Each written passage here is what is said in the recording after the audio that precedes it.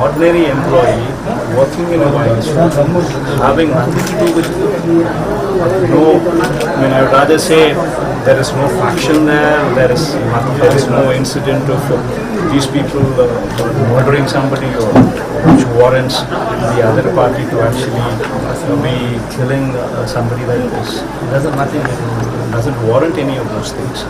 He is just an ordinary activist, probably YSRCP, probably activist at best, and is an ordinary employee in a wine shop.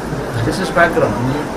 And to create a fear psychosis, somebody actually goes to the extent of chopping somebody right on the main road, and that too while everybody is watching at 7:30 or so, and in the evening, in front of everybody's eyes. What kind of rule is prevalent here? Literally, and what are the cops doing, and what are the cops saying? None of these things are. These people don't even have the minimum courtesy to at least register proper cases. This boy who was murdered, and the person who actually murdered is literally feeding a cake piece to MLA's wife. God knows what the occasion is, but this is that kind of intimacy this person shares with the family of the MLA, and this is the photograph of the MLA along with this boy also, and this is the related photographs as well. So just because they wanted to propagate fear, because they are failing on their promises. It's already been 45 days since this regime has come.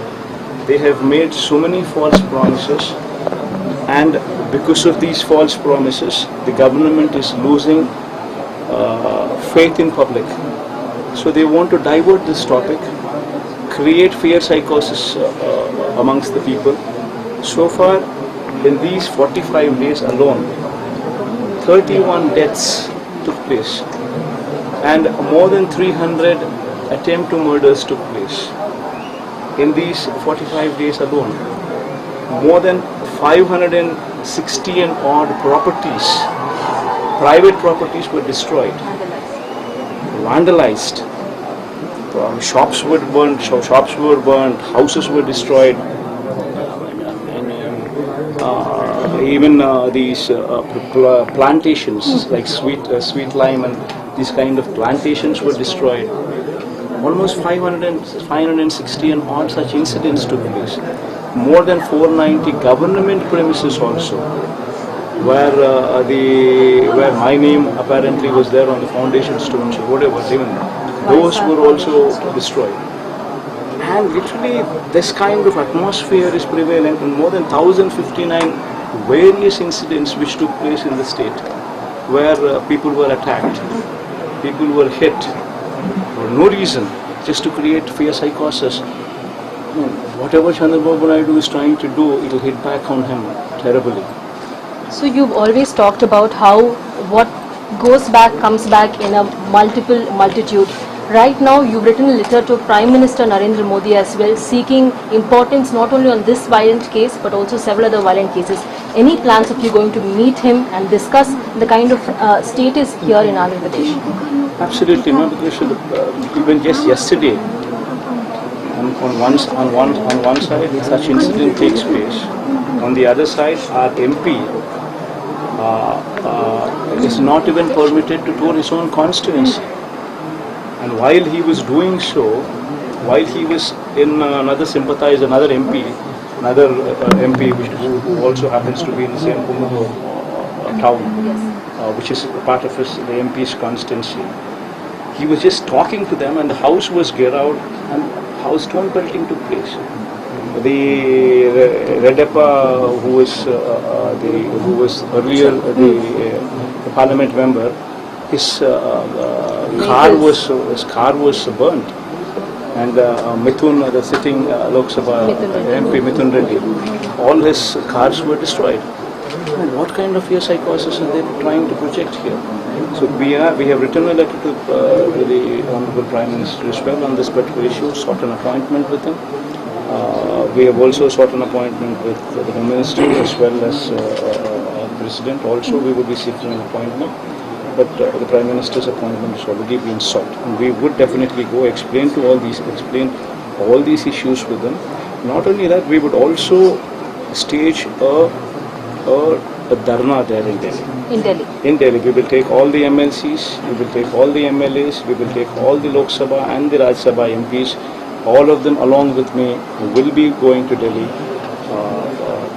on Tuesday, and on Wednesday we will be staging a dharna there as a symbolic protest, showcasing the atrocities which are taking place in Andhra Pradesh. That also we will be doing.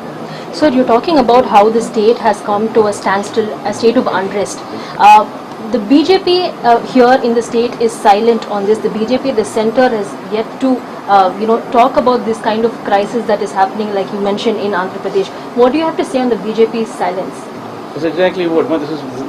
They should be ashamed of what they're doing. I mean, how can they not be a party to this? Even if they are not party to this, then their action should be swift.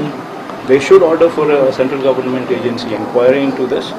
They would have to stop this. Otherwise, why is it not a fit case for president rule? When this is the demand president. Yes, this is a fit case for president rule. Why should just because this man is part of NDA, does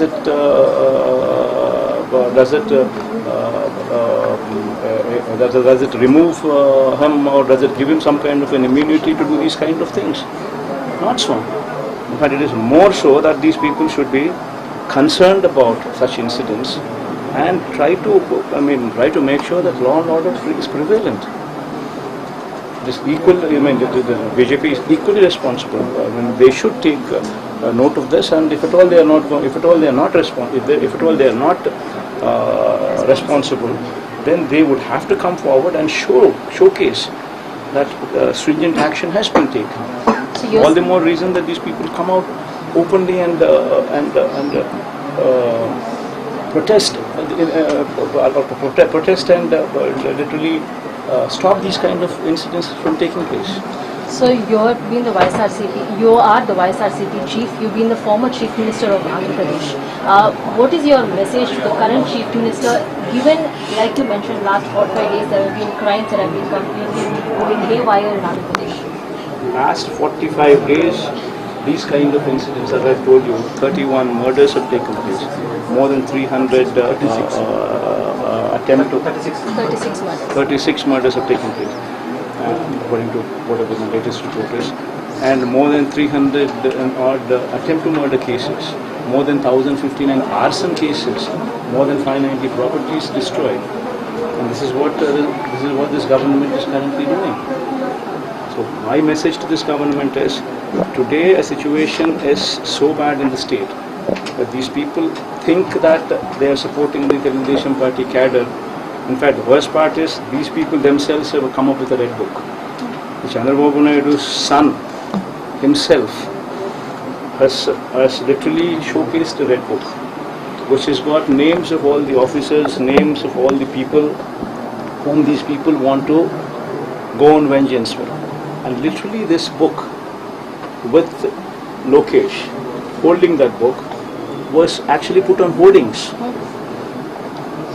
literally sending a message to the police that this is what we are going to do, you people should remain silent. This is exactly what is happening, and it's become so worse that now the system is no longer in police control. Everybody is now exploiting the current situation and trying to kill people, trying to take their personal vengeance at every level, from village level to state level, every level. That is the reason why why the law and order is deteriorated. You no longer have control over police here. Police are no longer literally neutral here. And so slowly a situation has come in place where police are not even taking any cases on any attempts done on anybody. This is the situation. Slowly you get to a stage where law and order totally collapses. You call for a president rule. I would. In fact, I would demand for that. In fact, that is the reason why I would definitely ask for it. And these kind of things would have to stop immediately. Thank you so much, sir. కొంచెం